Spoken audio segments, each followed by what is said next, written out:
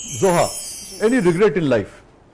आप तो बहुत यंग है, मगर जो भी अब जिंदगी गुजरी है अब तक। वसीफ भाई, मैं फर्स्ट ईयर में थी तो मैंने तैयारी तो MCAT की थी, मेडिकल के टेस्ट की, और जाहिर सी बात है फिर वही कोशिश सेकंड ईयर में भी रही।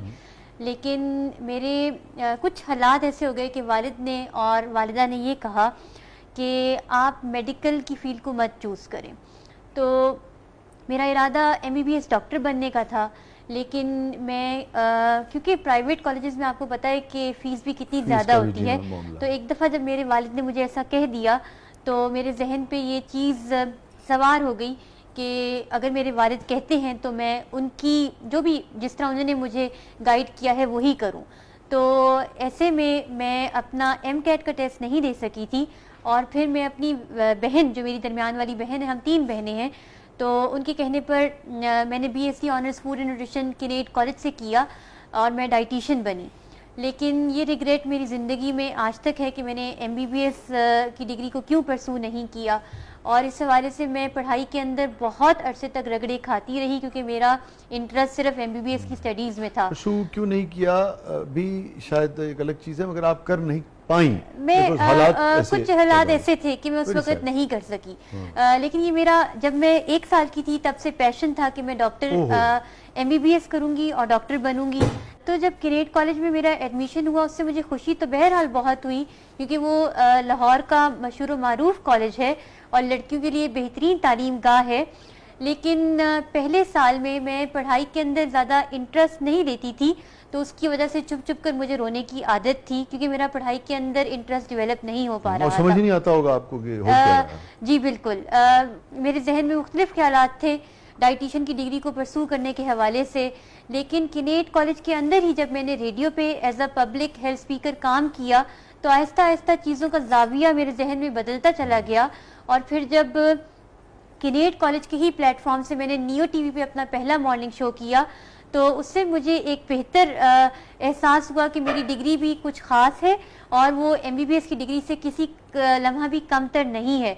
और आप जानते होंगे वसीफ भाई कि ऑस्ट्रेलिया, न्यूयॉर्क, अमेरिका सारे में न्यूट्रिशन और डाइटेटिक्स का इतना स्कोप है कि वहाँ पहला डिपार्टमेंट न्यूट्रिशन और डाइटेटिक्स का बनता है और बाद में एलोपैथिक मेडिसिन का। ठीक है sir, any regret in life Chand sahab? 1977 में जब मार्शाल्लाह लगा तो वलीमे के दिन, जिस दिन मेरा वलीमा था, उस दिन मुझे अरेस्ट कर लिया गया और शाही किले बंद कर दिया गया। ओए होए, वो तो आज तिकर तानू ताने पहनते होंगे। बिल्कुल पहनते हैं जी। ओए होए होए कि मुकलावे ते जाना सी तो मुंडा जेल तोड़ गया। मुंडा जेल से आया। अच्छा, आई एम सॉरी। ये अब जैसे ये अजीब चीज होती है कि जो चीजें बहुत तकलीफ दे, बहुत ही वैसी होती हैं, खासतौर पर अगर उनसे कोई खुदा न खास्ता मौत वगैरह ऐसा कोई हादसा वाक़या ना, बाद में आदमी बिल्कुल और तरह से उनको देखा होता है। बट इवन देन जी बहुत ही तकलीफ दे बात थी। जो वो आपको रिग्रेट है आज तक? बेशक, मतलब ये है कि भाई वलीमे के दिन तो लड़का बड़ा खुश होता है, मगर वो खुशी के साथ एकदम ऐसा झटका लग गया कि अगले आए, आके ले गए, जाके पकड़ा और जाके पुरानी नारगरी थाने बंद कर दिया। कितने अरसे बाद आप फिर अगले दिन मैं 15 दिन बाद शाही किले में रहा। तो शाही किले में तो उस जमाने में बहुत सारे लोगों को बहुत मार पड़ती थी। हाँ, ऐसे ही होता था उस वक्त। तो बेखा में बेगम साहबा को बहुत यानी कि होता है कि बड़ा वो तकलीफ भी हुई होगी और उनको बुरा भी शायद लगा हो, मगर आज बेखा में फख्र करती होंगी आप पे। शुक्र है, सारा खानदान इस बात पे फख्र करता है कि उस वक्त से लेके आज तक, स्टूडेंट लाइफ से लेके आज तक पार्टी के साथ है। जमहूरियत के लिए पार्टी को, शादी के दूसरे दिन अगर पार्टी को नहीं छोड़ा, पार्टी के साथ रहे। सबसे बड़ी बात तो ये है ना। हाँ, पाकिस्तान में जमहूरियत के लोगों ने बड़ी कई साहब कुर्बानियां दी हैं, बहुत कुर्बानियां दी लोगों ने। और डिक्टेटरशिप के खिलाफ ये मुल्क जो है, ये आज भी बेशतर अवाम जो है उसके खिलाफ आज भी खड़ी हो जाती है। कमाल है। मोहतरमा, ये फरमाइए कि हैप्पीएस्ट मोमेंट आपकी जिंदगी का? रिसेंटली 2023 में जब मेरी MPhil की degree food safety and quality management में कंप्लीट हुई तो मुझे मेरे वालिदा और वालिद ने साथ ग्रेजुएशन में अकम्पनी किया। और जब उन्होंने कहा कि अब अपनी ग्रेजुएशन कैप्स को आप ऊपर फेंकें, तो वो एक खुशी का एहसास है जो मैं शायद ज़िंदगी भर कभी नहीं भूल सकती कि मैं अपने वालिदैन की ज़िंदगी के अंदर MPhil ग्रेजुएट हो गई। और वो मेरी कॉन्वोकेशन की सेरेमनी के अंदर दोनों मौजूद थे। माशाअल्लाह। चंद साहब, सबसे पुरमुसर्रत लम्हा आपकी जिंदगी का? 88 में इलेक्शन हुआ तो जी। पोलिंग खत्म हुआ 5 बजे। हाँ। तो मैं दाता साहब चला गया। हाँ। वहाँ मैं जाके असर की नमाज पढ़ी, दुआ मांगी, दुआ मांग के मैं वापस आया। जब मैं वापस आया तो मेरे घर से पहले अंजीर यूनिवर्सिटी आ जाती है, अंजीर यूनिवर्सिटी तक ट्रैफिक बंद थी, तो आतिशबाजी चल रही थी। तो वो मुझे यही लगा कि भाई ये तो अब ये मेरा घर आने वाला है, तो ये चल रही है। तो मैं फिर कोई रास्ता ही नहीं दे रहा था, बड़ी मुश्किल से उधर ही लोगों ने निकाल लिया, मुझे कंधों पे ठा लिया और वो घर लेके गए कि अभी आप एमपीए बन गए हैं। खुशी की बात ये थी, बड़े एजाज की बात थी। सबसे ज्यादा आपके लिए अफसरदा लम्हा? वैसे भाई 2019 में मेरी वालिदा इस कदर बीमार हो गई थी कि हमें उनके बचने के चांसेस दिखाई नहीं देते थे। तो हमारी ये खाला हैं, हम उनको शनाज खाला और प्यार से एसके कहते हैं, वो उनके पास रहने के लिए चली गई थी क्योंकि हम यहाँ पर समझते थे कि डॉक्टर्स उनका इलाज सही तरीके से नहीं कर पा रहे। इस दौरान में रमज़ान था, तो मैं अपने वालिद के हमरा घर में होती थी, तो मैं फ्रूट लेने गई थी और मैं छोटी थी, इतनी मेरी उम्र नहीं थी, तो मुझे फ्रूट सही तरीके से लेना नहीं आता था।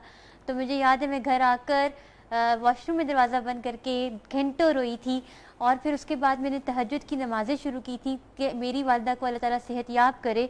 अल्हम्दुलिल्लाह उस वक़्त भी अल्लाह ताला ने उनकी हेल्थ को रिस्टोर कर दिया था और अभी भी बहुत खुशी है कि वो ताहयात हैं और उनका साया मेरे सर पर सलामत है।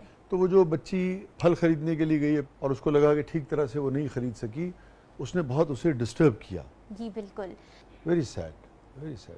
ये नाज़रीन बड़ी अहम बात है हमारे यहाँ बच्चों के लिए, नौजवानों के लिए, जो टीनेजर्स हैं, कोई प्लेटफॉर्म्स उस तरह से मैसर नहीं है कि हम उनसे बात कर सकें, जान सकें।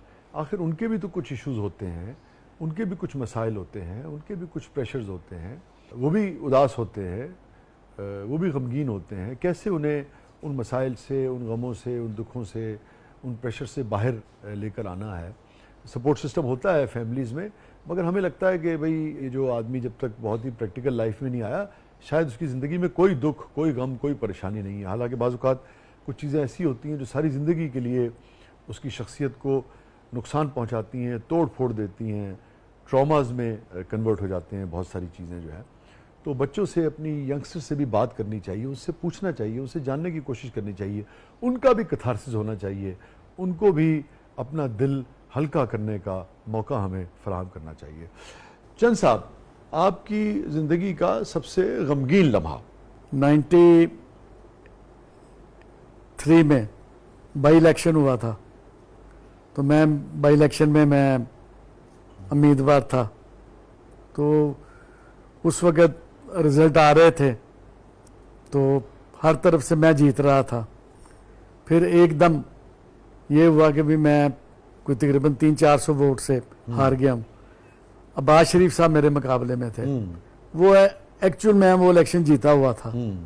जुलूस निकाल के मुझे लोग लेके गए थे कि भी हम जीत गए हैं। फिर एकदम एक सरकारी एहलकार आया, उसने आगे मेरे कान में कहा कि आप इलेक्शन हार गए हैं, आप ये जो जुलूस निकाल रहे हैं इसको देख लें आप। तो मैं फिर, मेरे लिए वो बड़ा मुझे शॉक लगा कि भी जो रिज़ल्ट आ रहे हैं उसमें तो हम हर जगह से लीड कर रहे हैं, जीत रहे हैं, तो ये क्या हुआ। मगर वो जो होता है इसमें, जो पीछे बैठ के जो हाथ दिखाए जाते हैं, उनमें मेरे साथ भी ये हाथ हुआ था कि वो इलेक्शन मैं जीता हुआ था, पीपल्स पार्टी जीती हुई थी, मगर वो हरा दिया गया था। ठीक, देखिए वो ज़रदारी साहब ने भी कहा था आरोज़ का इलेक्शन जी। पूरी जो हम सियासी तारीख अपनी देखें, एक सियासी कारकुन की, एक सियासी लीडर की हैसियत से आपका ये कहना है कि आपकी पूरी ज़िंदगी का सबसे गमगीन लम्हा वो था जब आपको लगता था कि आप जीत रहे थे और आपको हरा दिया गया, ये आपका मौका ऐसे ही था। है। अब आप क्या समझते हैं कि ये गिला तो तकरीबन हर पार्टी को कहीं ना कहीं, कभी ना कभी रहता है, और आपका ये कहना है कि जो लोग पीछे रह के करते हैं, मगर पीछे रह के अगर कोई करता है, मगर जो भी कुछ है उसमें सियासतदान या दूसरी पार्टियां शरीक होती हैं। अब आप क्या समझते हैं कि तमाम तर गमगीन लम्हों से गुजरने के बाद भी सियासतदान क्यों गेम के रूल्स नहीं बना सके, कोई भी मुनसिफाना इलेक्शन जो है वो हो सके? कोई भी हुकूमत हो बरसे इक़्तिदार, उसको ये चाहिए कि खुदा के लिए वो इस मुल्क में इलेक्शन गैर जानबदार करा दे, कोई इलेक्शन जीते, जिसको पाकिस्तान के अवाम वोट दें उसको वो माना जाए, वो रिजल्ट माना जाए। क्या पीपल्स पार्टी ने, आपने भी, आपका कहना है कि आपके साथ जाती, आप लोगों ने ये सब कुछ सहने के बाद भी क्या ऐसा हुआ कि जब जब जब जब उसके बाद मौका मिला आपने कहा कि नहीं हम इसका हिस्सा नहीं बनेंगे? मगर तारीख तो बताती है कि ऐसा नहीं हुआ, सब अपने अपने मौके पे हिस्सा रहे।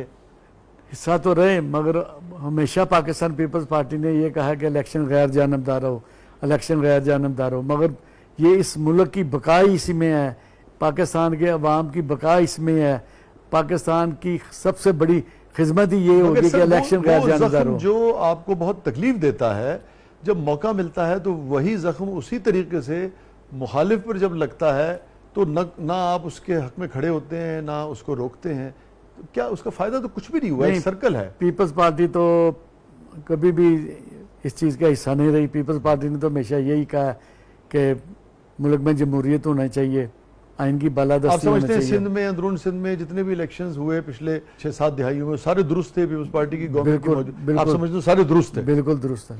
चंद साहब, नो कमेंट्स।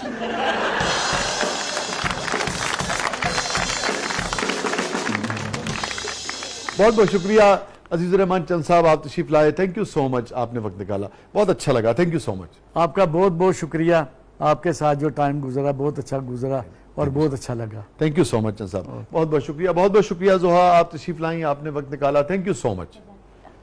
नाज़रीन, ये था आज का ज़बरदस्त, और जोहा ने कहा तो सही कि भाई ये पॉलिटिकल है, मगर बहुत बड़ी अहम किस्म की उन्होंने सियासी गुफ्तगू भी की, और चंद साहब तो हैं ही सियासतदान, और हम सभी उसमें कहीं ना कहीं शरीक हैं। हम अगर अच्छे होते और हम ही से मिलकर हमारे सियासतदान बनते हैं, हमारी इंतज़ामिया, हमारे मुख्तलिफ डिपार्टमेंट्स, इदारे, सब कुछ जो है वो किससे है? हमसे और आपसे ही है ना।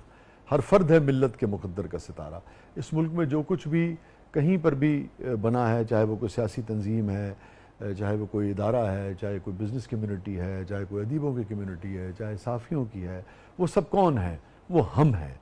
सो आज पाकिस्तान जहाँ भी खड़ा है, हाँ ये अलग हो सकता है कि किसी की ज़िम्मेदारी कम है, किसी की ज़िम्मेदारी उसमें ज़्यादा हो, किसी का हाथ कम हो, किसी का हाथ ज़्यादा हो, मगर वो सब भी हम हैं। अलबत्ता जिसके पास इख्तियार, जिसके पास ज़िम्मेदारी ज़्यादा रही, यकीनन उसको सोचना भी ज़्यादा चाहिए इस हवाले से कि वो मेरा गम गुसार था ही नहीं, वो मेरा गम गुसार था ही नहीं, यार समझे थे यार था ही नहीं, वो मेरा गम गुसार, शुक्रिया जोहा, वो मेरा गम गुसार था ही नहीं, यार समझे थे यार था ही नहीं, और उनको धरती की बागडोर मिली, उनको धरती की बागडोर मिली, जिनको इस माँ से प्यार था ही नहीं।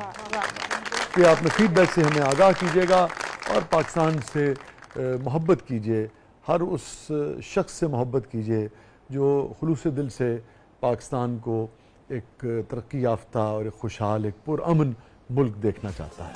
तो फीडबैक से हमें आगाह कीजिएगा, इजाज़त दीजिए। ये था आज का ज़बरदस्त। अल्लाह।